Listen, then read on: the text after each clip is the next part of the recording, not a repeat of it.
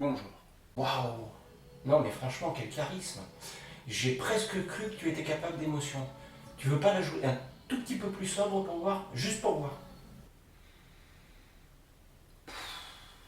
Salut mes petits clous, j'espère que vous allez bien. Bienvenue sur cette vidéo un peu spéciale parce que c'est la première vidéo depuis la dernière vidéo.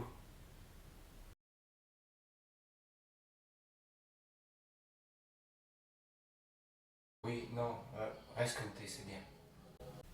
Bah il me semble, oui. Bon, alors je sais, commencez pas à râler. J'avais dit dans la dernière vidéo que celle-là sortirait très bientôt. Mais bon, déjà, j'avais pas dit quand. Donc devant un jury, ça passe. Et ensuite, les travaux les gars, qu'est-ce que vous voulez que je vous dise moi? Par contre, j'ai une bonne nouvelle. Vous vous rappelez du mur dégueulasse dont je parlais la dernière fois? Il est fini, il est là.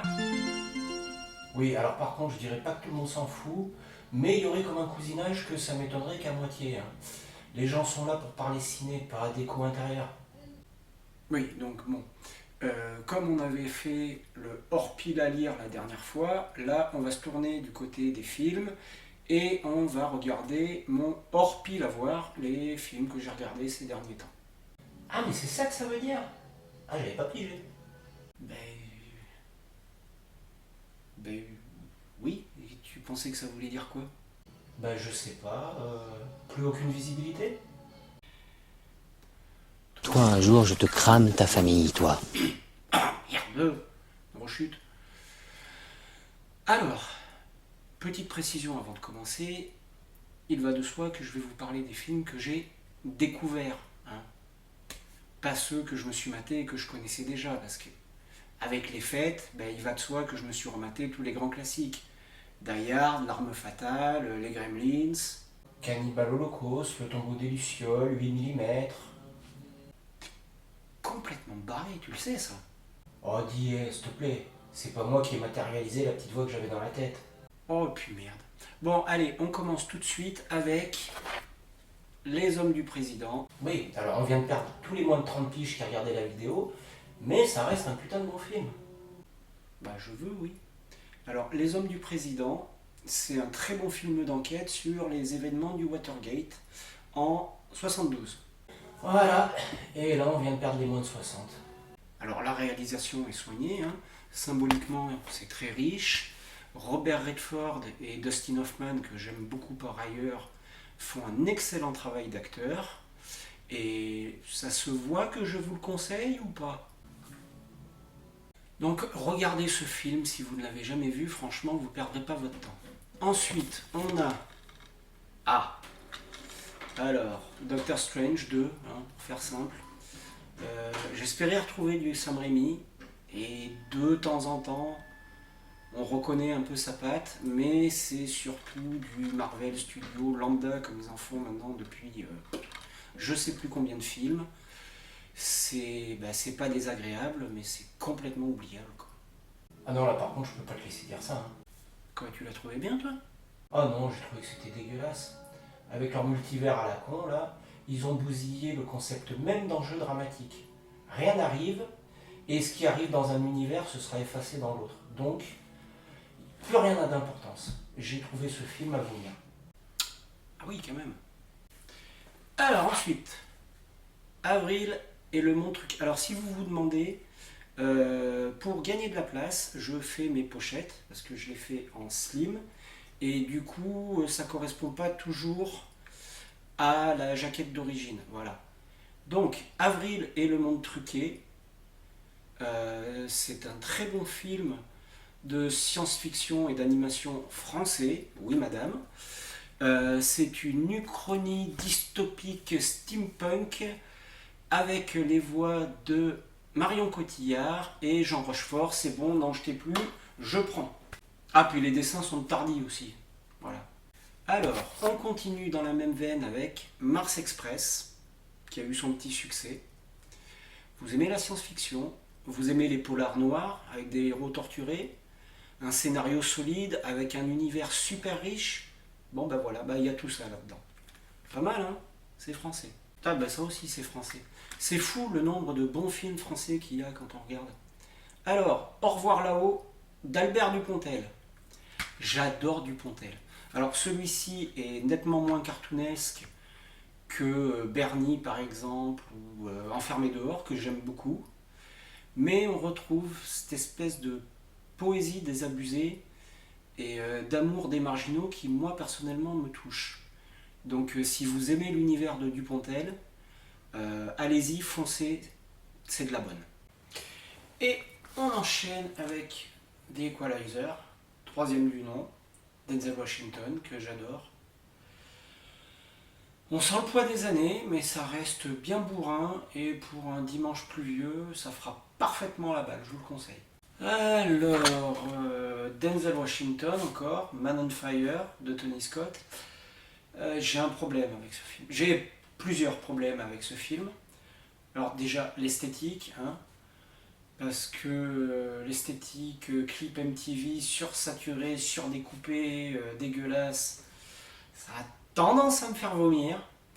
Et puis l'histoire, les gars, c'est pas bon. J'ai l'impression qu'on a tordu l'histoire pour la faire correspondre à un propos, celui du réalisateur ou du scénariste, j'en sais rien. Mais c'est un peu badant. J'ai trouvé ça super lourd et j'ai pas du tout aimé cette impression que j'ai eue pendant tout le film, qu'on cherchait à me faire adhérer de gré ou de force à ce message. Non mais je veux dire, tu t'attends à voir Denzel Washington péter des mâchoires pendant tout un film et tu te retrouves devant Battle Earth. Ça fait chier, merde. Bon, la suite. Repo Man. Alors j'avais un peu peur avec celui-là, malgré le casting. On a quand même Ghost Dog et John Watson, c'est pas rien. Mais j'avais un peu peur de me retrouver devant une série B de fin de gondole. Et on va pas se mentir, c'est un peu le cas. Alors le pitch de départ est génial, hein. On est dans un futur dystopique. Les gens peuvent vivre virtuellement éternellement en se faisant greffer des organes manufacturés. Et les Repo Men qui donnent leur titre au film sont là pour leur retirer les organes quand ils ne peuvent plus payer les traites.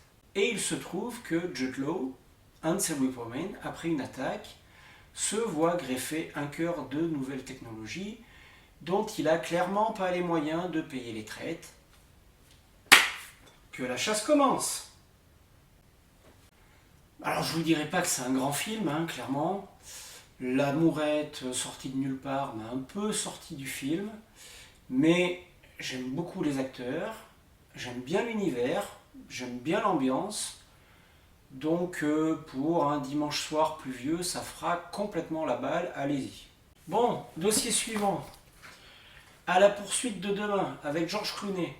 Encore un film pour lequel j'avais un peu peur, bon, parce que les studios Disney déjà, et parce que George Clooney. Parce que George Clooney, ça peut être un très bon acteur, mais ça peut aussi être Batman dans un film de Schumacher. Bref, ça peut être Batman dans Batman et Robin.